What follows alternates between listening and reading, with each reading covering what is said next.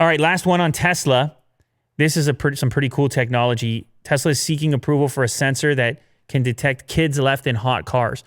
This is a horrible thing. This is obviously a very heavy subject matter. You leave a kid. You don't have a kid, but you have a dog, and it's.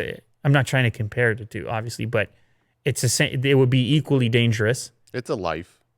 It's a life. Yeah. It would be equally dangerous for him to be trapped in a car accidentally, as it would for any other living creature. To be quite honest, and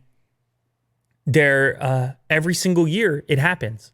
That situation happens, and people wonder if anything could have been done differently, if something could have been changed, and you could have a different outcome, because it's a simple accident that turns very tragic.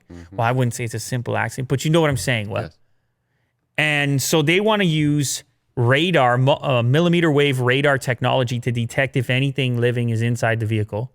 This is above and beyond the sensitivity and capability of something like a camera checking for an occupant. This can actually look for a heartbeat. It can see movement. It can see through something like a blanket that may be on top of a child. Very high tech, but in order to get it through, Tesla had to ask the Federal Communications Commission, better known as the FCC, for approval to market this short-range interactive motion sensing device, because this millimeter wave sensor would operate at a higher power level than allowed under the currently existing laws or rules.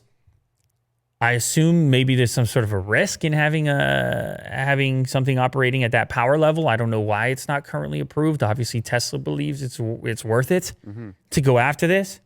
This device would utilize 4 transmit and 3 receive antennas driven by a radar front-end unit.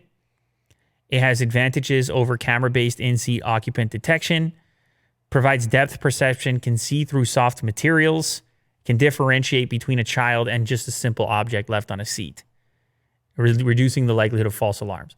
Pretty amazing. Imagine somehow, in the worst case scenario, some emergency takes place, you just forget.